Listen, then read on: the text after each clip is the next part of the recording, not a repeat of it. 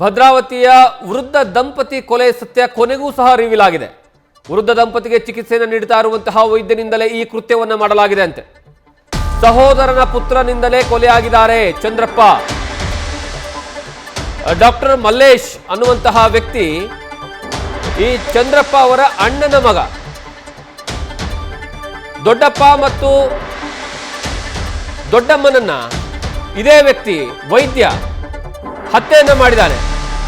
ಯಾವ ರೀತಿಯಾಗಿ ಅಂದ್ರೆ ಇಂಜೆಕ್ಷನ್ ಅನ್ನ ನೀಡಿ ಹತ್ಯೆಯನ್ನ ಮಾಡಲಾಗಿರುವಂಥದ್ದು.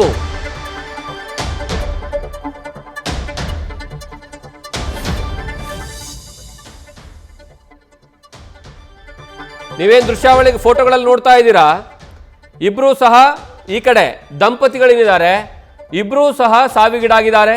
ಆ ಸಾವಿಗೆ ಕಾರಣ ಆಗಿರುವಂತಹ ಕೊಲೆಯ ಆರೋಪಿ ಡಾಕ್ಟರ್ ಮಲ್ಲೇಶ್.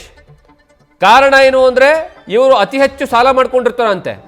ಸಾಲ ಮಾಡಿಕೊಂಡು ಅವರ ದೊಡ್ಡಪ್ಪನ ಹತ್ರನೇ ಸಾಲವನ್ನು ಕೇಳಿರ್ತಾನೆ. 15 ಲಕ್ಷ ರೂಪಾಯಿ ಸಾಲವನ್ನು ಕೇಳಿರ್ತಾನೆ. ಆದರೆ ಸಾಲವನ್ನು ಕೊಟ್ಟಿರೋದಿಲ್ಲ. ಆದರೆ ದಂಪತಿಗಳ ಹತ್ರ ಒಳ್ಳೆ ಚಿನ್ನಾಭರಣಗಳಿರುತ್ತಂತೆ, ತುಂಬ ಜಾಸ್ತಿ ಚಿನ್ನಾಭರಣ ಇರುತ್ತೆ.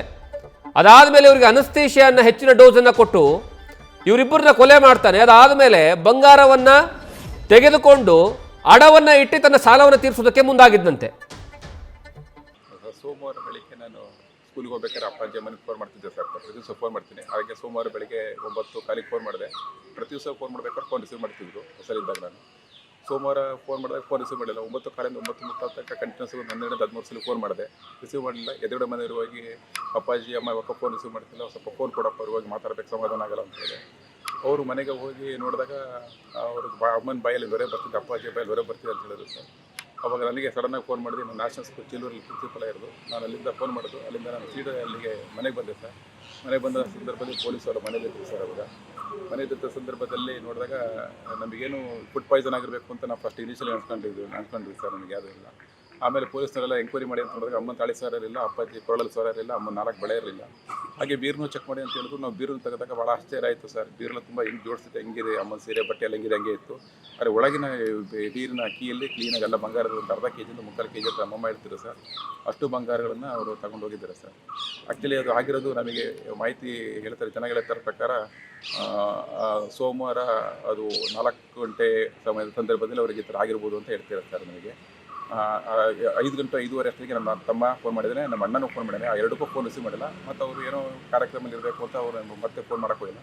ನಾನು ಯಾವಾಗ ನಿನ್ನೆ ಬೆಳಿಗ್ಗೆ ಫೋನ್ ಮಾಡಿ ಯಾವಾಗ ರಿಸೀವ್ ಮಾಡಿಲ್ಲ. ಅವಾಗ ನಾನು ಎದುರುಗಡೆ ಮನೆಯವರು ನೋಡಪ್ಪ ಅಂತ ಹೇಳಿದಾಗ ಅವಾಗ ನಮ್ಮ ಮನೆ ಬಂದಾಗ ಈ ಥರ ಆಗಿದೆ ಸರ್. ಈಗ ಮತ್ತು ಸೋಮವಾರ ಬೆಳಿಗ್ಗೆ ವಾಕಿಂಗ್ ಹೋಗಿದ್ದಾರೆ ಅವರು. ಪ್ರತಿ ದಿವಸ ಬೆಳಿಗ್ಗೆ 5 ಗಂಟೆಯಿಂದ 7 ಗಂಟೆಗೆ ಕನಕಮಂಟಪದಲ್ಲಿ ವಾಕ್ ಮಾಡ್ಕೊಂಡು ಬರ್ತಾರೆ. ಸೋಮವಾರ ಬೆಳಿಗ್ಗೆ ಕೂಡ ವಾಕ್ ಮಾಡ್ಕೊಂಡು ಬಂದಿದ್ದಾರೆ ಸರ್. ಅವರು ಆರಾಮಾಗಿ ವಾಕ್ ಮಾಡ್ಕೊಂಡು ಬಂದಿದ್ದಾರೆ. ಇಬ್ಬರು ಚೆನ್ನಾಗಿದ್ದಾರೆ. ಮನೇಲಿ ಅನ್ನ ಮಾಡಿದ್ದಾರೆ, ಹಾಲು ತಗೊಂಡ್ಬಂದಿದ್ದಾರೆ, ತರಕಾರಿ ತಿಂದಿದ್ದಾರೆ, ಎಲ್ಲ ಹಂಗೆ ಇದೆ ಸರ್ ಮನೆಯಲ್ಲಿ. ಏನು ಸಸ್ಪೆಕ್ಟ್ ಏನಿದೆ ಸರ್? ಅದೇ ಸರ್, ನಮಗೆ ಈಗ ಸಸ್ಪೆಕ್ಟ್ ಏನಂತೇಳಿ ಅಂದರೆ ಅನುಮಾನ ಅಂತ ಹೇಳಿದ್ರೆ ಯಾರೋ ಗೊತ್ತಿರೋರೇ ಮಾಡಿರ್ಬೋದು ಅಂತ. ಯಾಕಂದರೆ ಥೆಫ್ಟ್ ರಾಬರಿ ಆಗಿತ್ತು ಅಂತಾರೆ, ಹೊಡೆದು ಮಾಡಿರ್ಬೋದು.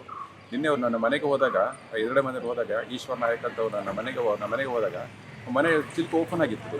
ಯಾಕೆ ಓಪನ್ ಆಗಿತ್ತು ಅಂತ ಹೇಳಿದ್ರೆ ಅದು ಸೋಮವಾರ ಅವರಿಗೆ ಮಧ್ಯಾಹ್ನ 3 ಗಂಟೆಯಿಂದ 4 ಗಂಟೆ ಸಂದರ್ಭದಲ್ಲಿ ಕೊಲೆ ಅವರಿಗೆ ಆಗಿರ್ಬೋದು ಅಂತ ಇದೆ. ಅವರು ರಾತ್ರಿ ಮಲಗಬೇಕಾದ್ರೆ ಬೋಲ್ಟ್ ಹಾಕೊಂಡು ಮಾಡ್ತಿದ್ರು. ಬಾಗಿಲು ತೆಗೆದಾಗ ಮತ್ತು ಬೀರೆಲ್ಲ ತೆಗೆದಾಗ ನಮಗೆ ಎಲ್ಲವೂ ಕೂಡ ನಮಗೆ ಪರಿಚಯ ಇರೋರೇ ಮಾಡಿರ್ಬೋದು ಅಂತ ನಮಗೆ ಮಲ್ಲೂಟ ಕಂಡು ಬರ್ತಾ ಇದೆ ಎಲ್ಲ. ಯಾಕಂದರೆ ಯಾವುದೂ ಇದಾಗಿಲ್ಲ. ಮತ್ತು ನಿನ್ನೆ ನಾನು ಸ್ಕೂಲಿಂದ ಡೈರೆಕ್ಟಾಗಿ ಆಸ್ಪತ್ರೆಗೆ ಮನೆಗೆ ಬಂದು ನೋಡಿದಾಗ ಅಮ್ಮನ ಎಡಗೈ ಮತ್ತು ಅಪ್ಪನ ಬಲಗೈಗೆ ಇಂಜೆಕ್ಟ್ ಮಾಡಿರುವಂಥ ಒಂದು ಮಾರ್ಕ್ಗಳಿದೆ ಸರ್. ಈಗಲೂ ಅದು ಮಾರ್ಕ್ ಕಾಣಿಸ್ತಾ ಇದೆ.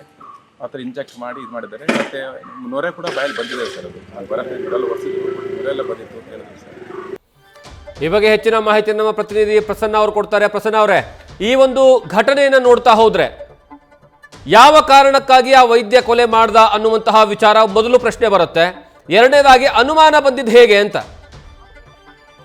ಶಿವಮೊಗ್ಗ ಜಿಲ್ಲೆಯ ಭದ್ರಾವತಿ ಪಟ್ಟಣದ ಓಲ್ಡ್ ಟೌನ್ ಪೊಲೀಸ್ ಠಾಣೆ ವ್ಯಾಪ್ತಿಯಲ್ಲಿ ನಡೆದಿರುವಂತಹ ಒಂದು ಈ ವೃದ್ಧ ದಂಪತಿಯ ಕೊಲೆ ನಿಜಕ್ಕೂ ಜಿಲ್ಲೆಯಲ್ಲಿ ಮತ್ತೆ ರಾಜ್ಯದಲ್ಲಿ ಸಾಕಷ್ಟು ಒಂದು ಚರ್ಚೆಗೆ ಮತ್ತೆ ಒಂದು ರೀತಿ ಆತಂಕಕ್ಕೆ ಎಡೆ ಮಾಡಿ ಕೊಟ್ಟಿದೆ ಅಂತ ಹೇಳಿ 3 ಪುತ್ರರಿದ್ದಾಗಲೂ ಕೂಡ ಅವರು ತಮ್ಮ ಗಂಡ ಹೆಂಡತಿ ಜಯಣ್ಣ ಮತ್ತೆ ಚಂದ್ರಮ್ಮ ದಂಪತಿ ಅವರು ಭದ್ರಾವತಿಯ ಒಂದು ತಮ್ಮ ಮನೆಯಲ್ಲಿ ವಾಸ ಮಾಡ್ತಾ ಇರ್ತಾರೆ. ಪುತ್ರರು ಹೊರಗಡೆ ಇದ್ರು ಕೂಡ ತಂದೆ ತಾಯಿಗಳಿಗೆ ಪ್ರತಿನಿತ್ಯ ಫೋನ್ ಮಾಡಿ ಅವರ ಯೋಗಕ್ಷೇಮನ ಫೋನಲ್ಲಿ ವಿಚಾರಿಸ್ಕೊಳ್ಳುವಂಥದ್ದು ಅವಕ್ಕೆಲ್ಲ ಮಾಡ್ತಾ ಇರ್ತಾರೆ. ಆದ್ರೆ ಮೊನ್ನೆ ರಾತ್ರಿ ಅವ್ರಿಗೆ ಯಾವುದೇ ರೀತಿಯ ಕರೆ ಸ್ವೀಕರಿಸಿದ್ದಾಗ ಮತ್ತೆ ನಿನ್ನೆ ಬೆಳಿಗ್ಗೆ ಅನುಮಾನ ಬಂದಾಗ ಸ್ಥಳೀಯರ ಸಹಾಯದಿಂದ ಮನೆಗೆ ಹೋಗ್ಬಿಟ್ಟು ಪರಿಶೀಲನೆ ನಡೆಸಿದಾಗ ವೃದ್ಧ ದಂಪತಿಯು ಅನುಮಾನದ ರೀತಿಯಲ್ಲಿ ಮೃತಪಟ್ಟಿರೋದು ಕಾಣುತ್ತೆ. ಅದೇ ಪ್ರತಿ ದಿವಸ ಅವರಿಗೆ ಆದ್ರೆ ಅದಕ್ಕಿಂತ ಹೆಚ್ಚಾಗಿ ಮನೆಯ ಬಾಗಿಲು ತೆರೆದಿರುವಂತದ್ದು ಮತ್ತೆ ವೃದ್ಧ ದಂಪತಿಯ ಮೇಲಿದ್ದ ಚಿನ್ನಾಭರಣಗಳನ್ನ ಯಾವುದು ಕಾಣದೇ ಇರುವಂತದ್ದು ಮತ್ತೆ ಬೀರುನಲ್ಲಿ ಇರುವಂತಹ ಚಿನ್ನಾಭರಣ ಕಳೆದಿರೋದು ಅನುಮಾನಗೊಂಡಂತಹ ಅವರ ಸಂಬಂಧಿಕರು ಇದು ಯಾರೋ ಗೊತ್ತಿರೋರೇ ಮಾಡಿರೋದು ಅಂತ ಒಂದು ಅವ್ರಿಗೆ ಅನುಮಾನ ಬರುತ್ತೆ. ಜೊತೆಗೆ ಈ ವೃದ್ಧ ದಂಪತಿಗೆ ತಮ್ಮದೇ ಕುಟುಂಬದ ಡಾಕ್ಟರ್ ಮಲ್ಲೇಶ್ ಅಂತ ಹೇಳ್ಬಿಟ್ಟು ಆತ ಪ್ರತಿ ದಿವಸ ಬಂದ್ಬಿಟ್ಟು ಅವರಿಗೆ ಆ ಚಿಕಿತ್ಸೆ ನೀಡ್ತಾ ಇದ್ದ. ಅಂದ್ರೆ ಅವರಿಗೆ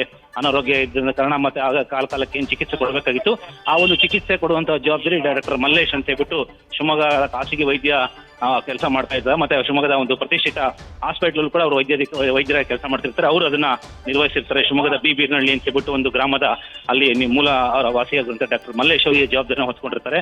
ಆದ್ರೆ ಮೃತರ ಶವ ಪತ್ತೆಯಾಗ ಹಿಂದಿನ ದಿನ ಬಂದ್ಬಿಟ್ಟು ಚಿಕಿತ್ಸೆ ಕೊಟ್ಟಂತ ಡಾಕ್ಟರ್ ಮಲ್ಲೇಶ್ ಮಾರನೇ ದಿವಸ ಬರೋದಿಲ್ಲ. ಇದರಿಂದ ಅನುಮಾನಗೊಂಡಂತಹ ಸ್ಥಳೀಯರು ಅದಕ್ಕೆ ಅವ್ರಿಗೆ ಅನುಮಾನ ವ್ಯಕ್ತಪಡಿಸ್ತಾರೆ. ಅವ್ರು ನಿನ್ನೆ ಬಂದು ಹೋಗಿದ್ದು ನಾವು ನೋಡಿದೀವಿ, ನಂತರ ಯಾರು ಬಂದಂಗಿಲ್ಲ, ಅವರೇ ಬಹುಶಃ ಲಾಸ್ಟಿಗೆ ಬಂದಿದ್ದು ಅಂತ ಹೇಳ್ಬಿಟ್ಟು ಇದಕ್ಕೆ ಅದು ಒಂದು ಇಡೀ ಘಟನೆಗೆ ಲೀಡ್ ಆದಂತಹ ಒಂದು ಅಂಶ ಪೊಲೀಸರಿಗೆ ಪತ್ತೆ ಆಗುತ್ತೆ. ಅದಕ್ಕೋಸ್ಕರ ಅವರು ತನಿಖೆನ ಆರಂಭ ಮಾಡಿದಾಗ ಇದಂತಹ ಮಾಹಿತಿನ ಆಧರಿಸ್ಬಿಟ್ಟು ಅವ್ರನ್ನ ವಿಚಾರಣೆಗೊಳಪಡಿಸಿದಾಗ ಕೊಲೆ ತಾವೇ ಮಾಡಿರೋದನ್ನ ಅವ್ರು ಒಪ್ಕೊಂಡಿದ್ದಾರೆ. ಹಾಗೆ ಅವ್ರಿಗೆ ಸಾಕಷ್ಟು ಸಾಲಗಳು ಮಾಡ್ಕೊಂಡಿದ್ದಂತಹ ವೈದ್ಯ ಸಾಲನ ತೀರಿಸೋದಕ್ಕೆ ಬೇರೆ ದಾರಿ ಕಾಣದೆ ವೃದ್ಧ ದಂಪತಿಗಳ ಮೇಲಿದ್ದ ಚಿನ್ನಾಭರಣವನ್ನ ಅದನ್ನ ಎದುರಿಸ್ಬಿಟ್ಟು ಅದನ್ನ ಕದ್ದು ಅದನ್ನ ತನ್ನ ಇದಕ್ಕೆ ಸಾಲ ತೀರಿಸೋದಕ್ಕೋಸ್ಕರ ಆಲ್ರೆಡಿ ಅದನ್ನ ಬೇರೆ ಕಡೆಗೆ ಸೇಲ್ ಮಾಡಿ ಇದ್ದಂತ ಸಾಲನ ತೀರಿಸ್ಬಿಟ್ಟು ಕೈಯಲ್ಲಿ ಒಂದು 50,000 ರೂಪಾಯಿ ದುಡ್ಡು ಇಟ್ಕೊಂಡಿದ್ದು ಈಗ ತನಿಖೆ ವೇಳೆ ಪತ್ತೆ ಆಗಿದೆ ಅಂತ ಹೇಳ್ಬಿಟ್ಟು ತನಿಖೆಯ ಪ್ರಗತಿಯ ಬಗ್ಗೆ ವಿವರ ಮಾಡಿರುವಂತಹ ಶಿವಮೊಗ್ಗದ SP ನಿಖಿಲ್ ಅವರಿಗಾಗಲೇ ಸುದ್ದಿಗೋಷ್ಠಿಗೆ ಹೇಳಿರುವಂತದ್ದು.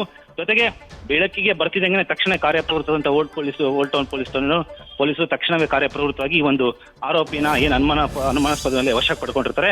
ಆತನೇ ಈ ಒಂದು ಕೃತ್ಯ ಎಸಗಿದ್ದಾನೆ ಅಂತ ಹೇಳ್ಬಿಟ್ಟು ತನಿಖೆ ವೇಳೆ ಸಾಬೀತುಪಡಿಸಲು ಯಶಸ್ವಿಯಾಗಿದ್ದಾರೆ. ಹಾಗಾಗಿನೇ ಈ ಒಂದು ಪ್ರಕರಣ ತುಂಬಾ ಏನು ಗಮನ ಸೆಳೆದಿದ್ದು ತಕ್ಷಣವೇ ಇದಕ್ಕೆ ಒಂದು ತಾರ್ಕಿಕ ಅಂತ್ಯವನ್ನ ಕೊಂಡೊಯ್ಯೋದಕ್ಕೆ ಪೊಲೀಸರಿಗಾಗಲೇ ಯಶಸ್ವಿಯಾಗಿರುವಂಥದ್ದು ನಾವಿಲ್ಲಿ ಗಮನಿಸಬಹುದಾಗಿದೆ. ಥ್ಯಾಂಕ್ ಯು ಪ್ರಸನ್ನ ನಿಮ್ಮೆಲ್ಲ ಮಾಹಿತಿಗಾಗಿ.